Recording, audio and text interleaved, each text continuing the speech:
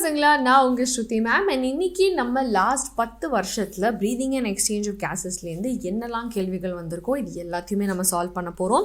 But அதுக்கு முன்னாடி நம்ம சேனலில் இது வரைக்கும் ஒவ்வொரு சாப்டர்லேருந்தும் சரி அண்ட் ஒவ்வொரு வருஷத்தோட பேப்பரையும் சரி சப்ஜெக்ட் வைஸாக டாபிக் வைஸாக எல்லாமே சால்வ் பண்ணியிருக்கோம் பசங்களா.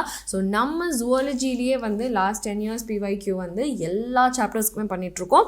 ஸோ கண்டிப்பாக சப்ஸ்கிரைப் பண்ணுங்கள் and try to follow up on all the sessions so that உங்களுக்கு ப்ரிப்பரேஷன் ரொம்ப ஈஸியாக இருக்கும். ஓகே, அண்ட் அது மட்டும் இல்லாமல் நம்மளோட online crash course is already live.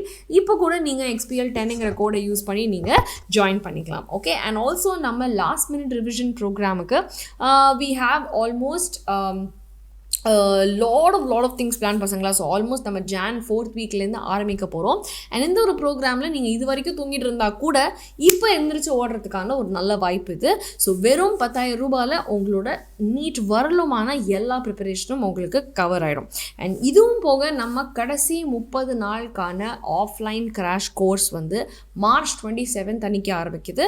So இதுவும் 10,000 ரூபாயில் நீங்கள் அந்த கடைசி 30 நாளில் என்னெல்லாம் பண்ணணுமோ, அதுவும் முக்கியமாக 12th ஸ்டாண்டர்ட் பசங்க உங்களோட போர்டு எக்ஸாமை முடிச்சதுக்கப்புறமா நீங்கள் என்ன பண்ணணுமோ எல்லாமே நாங்கள் கூட இருந்து பார்த்துக்க போகிறோம் பசங்களா. ஸோ கோயம்புத்தூர், திருச்சி, திருநெல்வேலி சென்டர்ஸை மறக்காமல் விசிட் பண்ணுங்கள்.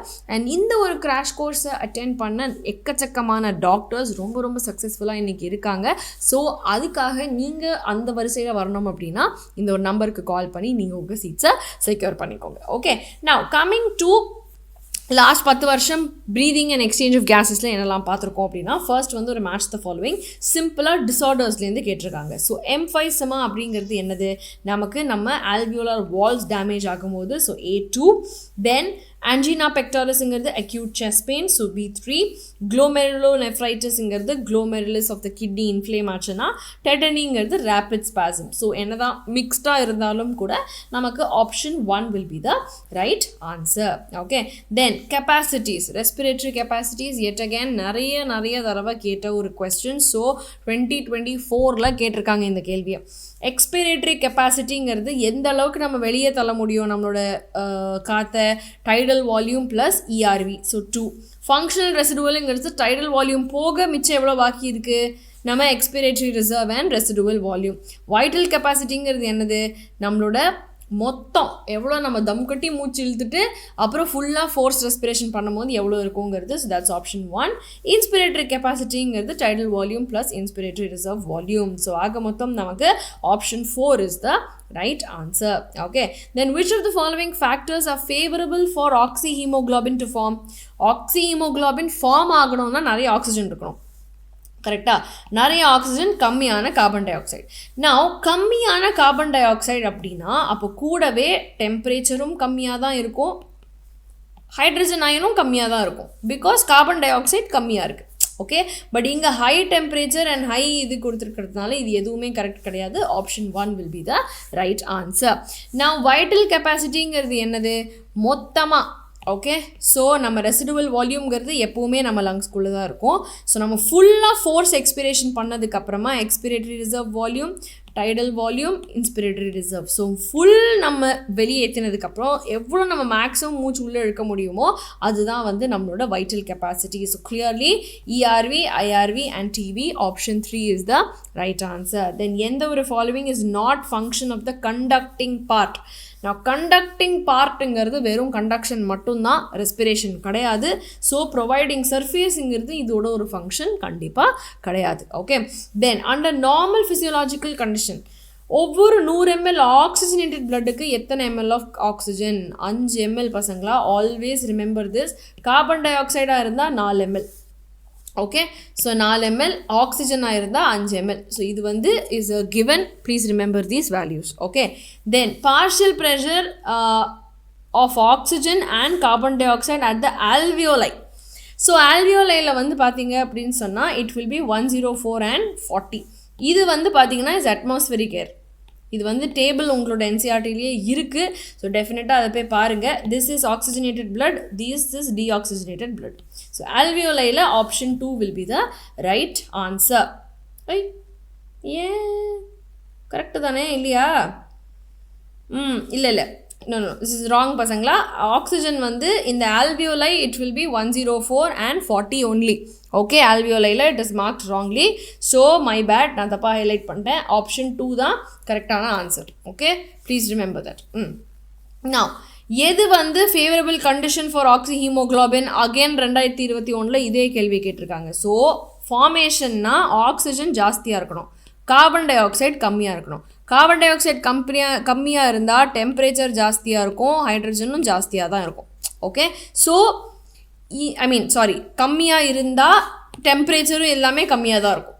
ஓகே, ஸோ இது கம்மியாக இருந்தால் டெம்பரேச்சர் கம்மியாக இருக்கும், ஹைட்ரஜன் என்ன சொல்ல வந்தேன்னா கார்பன் டை ஆக்சைடோட ஹைட்ரஜனும் டெம்பரேச்சரும் always it will be high.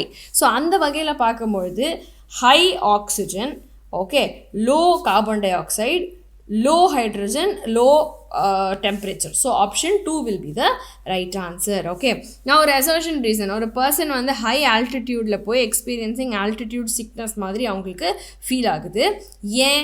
ஏன்னா அங்கே அட்மாஸ்பியரிக் ப்ரெஷர் கம்மியாக இருக்கிறதுனால பாடிக்கு சஃபிஷியண்ட்டான ஆக்சிஜன் கிடைக்கிறது இல்லை. அதனால தான் அவங்களுக்கு இந்த ப்ரீதிங் டிஃபிகல்ட்டி, ஹார்ட் பால்பிட்டேஷன் எல்லாமே வருது. Which is correct explanation. So option 2 is the right answer. Then ராங்கான statement with reference to transport of oxygen, இங்கே எது தப்புன்னு கேட்டிருக்காங்க. ஸோ கிளியர்லி இங்கே வந்து பார்த்தீங்கன்னா ஹை ஹைட்ரஜன் இருந்ததுன்னா கார்பன் டை ஆக்சைடு தான் வந்து H2CO3 மாறி it will form H+ and HCO3- bicarbonate ions. So carbon dioxide ஜாஸ்தியாக இருந்தால் ஹைட்ரோஜனும் ஜாஸ்தியாக இருக்கும் இல்லையா? ஸோ ஹைட்ரஜன் ஜாஸ்தியாக இருக்கும்போது ஃபார்மேஷன் ஆஃப் ஆக்சிஹீமோக்ளோபின் எப்போ நடக்கும்? கார்பன் டை ஆக்சைடு கம்மியாக இருந்தால் தான் நடக்கும். ஸோ அதனால் ஆப்ஷன் 3 தான் வந்து இங்கே ராங்கான ஸ்டேட்மெண்ட். Okay, then correct events during inspiration. So first இன்ஸ்பிரேஷனில் வந்து கான்ட்ராக்ஷன் வில் ஹேப்பன், கரெக்டு தான். ஆனால் பல்மோனரி வால்யூம்ங்கிறது இன்க்ரீஸ் ஆகும், அப்போ தானே காற்று உள்ளே போகும். அண்ட் ப்ரெஷர் டிக்ரீஸ் ஆனால் தான் வெளியில் இருக்கிறவன் உள்ளே வருவான். ப்ரெஷர் ஆல்ரெடி ஜாஸ்தியாக இருந்தால் எப்படி உள்ளே வருவான்? வரமாட்டான். ஸோ அதனால் only A and B is correct, which is option 1. Okay, then due to increasing airborne allergens and pollutants, many urban areas respiratory disease causing wheezing எதனால நடக்குது? ஏன்னா bronchi and bronchioles inflame ஆகுது. That is what is wheezing or asthma. So option 3 is the right answer. Okay, now tidal volume and expiratory reserve volume of an athlete இங்கிறது 500 and 1000. அவனோட expiratory capacity என்ன if residual volume is this? So expiratory கெப்பாசிட்டிங்கிறது is nothing but TV plus ERV. அப்போது 500 + 1000 directly நமக்கு 1500 is the answer. இது வந்து சும்மா உங்களை confuse பண்ணுறதுக்காக வேண்டி. So option 2 is the answer. Then இங்கே வந்து எது ஆஸ்துமா எது எம்ஃபைசமா? ஆஸ்துமாவில் இன்ஃப்ளமேஷன் இஸ் ஹேப்பனிங், எம்ஃபைசமாவில் decrease respiratory surface is happening. So clearly option 1 is the right answer. Then ஒரு மேட்ச் த ஃபாலோவிங். இங்கே டைடல் வால்யூம் தான் இருக்கிறதுலையே எப்போவுமே கம்மி, A3. Okay, and residual volume inspiratory reserve தான் வந்து ஜாஸ்தி, so B1. Okay, then residual தான் always greater than the expiratory reserve, so D2 and C4. Option 2 is the right answer. Okay, then which of the following is an occupational respiratory disorder? Silicosis, because அந்த silicon moleculesலாம் இருக்கும்போது it can cause certain respiratory disorder அதே இடத்துல நம்ம வேலை பார்க்கும்போது. So that is an occupational disorder. Option 2 is the answer. Now lungs are made up of alveoli, but அவங்க forceful expiration-க்கு அப்புறமாவும் collapse ஆக மாட்டாங்க because உள்ள எப்பயுமே கொஞ்சம் காத்து இருக்கும், called the residual volume. So option 2 is the right answer. Chronic ஆன respiratory disorder mainly cigarette smoking-னால என்ன காஸ் ஆகும்? It is emphysema where the walls will be damaged. Okay, now ஆஸ்துமாங்கிறது வந்து எக்ஸாக்டாக என்ன அப்படின்னு கேட்டிருக்காங்க. So inflammation will take place, but of ட்ரேக்கியாவா? கிடையாது. bronchi and the bronchioles. bacterial infection கிடையாது, accumulation of fluidum கிடையாது. allergic-ஆன ஒரு reaction, yes, that is true. So option 2 can be marked as the right answer. Okay, now reduction of blood pH ஆச்சு அப்படின்னா what does it mean? அதாவது so understand that reduction in blood pH அப்படின்னா acid ஜாஸ்தியாக இருக்குது. ஆசிடுங்கிறது என்னது? Carbonic acid. Okay, which is giving hydrogen plus HCO3. So நிறைய hydrogen அயன்ஸ்னால் நிறைய acidic. இது எங்கேருந்து வருது? கார்பன் டை ஆக்சைட்லேருந்து வருது. ஸோ கார்பன் டை ஆக்சைடு ஜாஸ்தியாக இருக்குதுன்னு அர்த்தம். அப்போது என்னோட ஆக்சிஜன் பைண்ட் ஆகக்கூடிய அஃபினிட்டி குறைஞ்சி போயிடும். பிகாஸ் கார்பன் டை ஆக்சைடு தான் நிறைய இருக்கானே, அப்போ ஆக்சிஜன் அஃபினிட்டி இருக்காது. ஸோ இட் வில் உடனே இறங்கிஃபை and give the oxygen to the tissue. So option 3 தான் இங்கே கரெக்டான ஆன்சராக இருக்கும் பசங்களா. ஸோ இதோட நம்ம 10 இயர்ஸோட questions are over. So if you see here இதுலேயே ஒரு கிளியரான ஒரு பேட்டர்ன் உங்களுக்கு தெரியும், என்னெல்லாம் ரொம்ப ஃப்ரீக்வெண்ட்டாக கேட்குறாங்க, என்னென்ன டாபிக்ஸ் என்னென்ன டிஸார்டர்ஸ் எல்லாம் வந்து மறுபடியும் கேட்குறாங்கன்னு. ஸோ அது எல்லாத்தையும் நீங்கள் கிளியராக ரிவைஸ் பண்ணாலே you will be able to crack the exam. Okay, so நான் சொன்ன மாதிரி நம்ம சேனலில் ஆல்ரெடி எல்லா சப்ஜெக்ட்ஸுக்கும் எல்லா டாபிக்ஸ்க்கும் இது பண்ணிகிட்ருக்கோம். ஸோ கண்டிப்பாக போய் எல்லா செஷன்ஸையும் பாருங்கள் பசங்களா. அண்ட் நம்ம ஆன்லைன் கிராஷ் கோர்ஸில் இப்போ கூட நீங்கள் XPL10ங்கிற கோடை யூஸ் பண்ணி ஜாயின் பண்ணிக்கலாம். அப்படி இல்லைன்னா நம்ம Jan 4th week ஸ்டார்ட் பண்ணுற ஹைப்ரிட் ப்ரோக்ராம் ஆன ரிவிஷன் ப்ரோக்ராம்லேயும் நீங்கள் ஜாயின் பண்ணிக்கலாம். பட் நீங்கள் லாஸ்ட்டாக அந்த 30 நாளை ஃபுல்லாக யூட்டிலைஸ் பண்ணுறதுக்கு நம்ம March 27th நம்ம கோயம்புத்தூர், திருச்சி அண்ட் திருநெல்வேலி சென்டர்ஸில் வந்து நம்ம ஸ்டார்ட் பண்ணுறோம் பசங்களா கிராஷ் கோர்ஸை. ஸோ இந்த ஒரு கோர்ஸ் வெறும் 10,000 ரூபாய் தான். இதுலேருந்து பயனடைஞ்ச நிறைய பசங்க இருக்காங்க. ஸோ அந்த வரிசையில் நீங்களும் வரத்துக்கு கண்டிப்பாக இந்த நம்பருக்கு கால் பண்ணி நீங்கள் உங்கள் சீட்ஸை ரிசர்வ் பண்ணிக்கோங்க. Okay, so I hope this class was useful to you பசங்களா. மறக்காமல் சப்ஸ்கிரைப் பண்ணுங்கள்.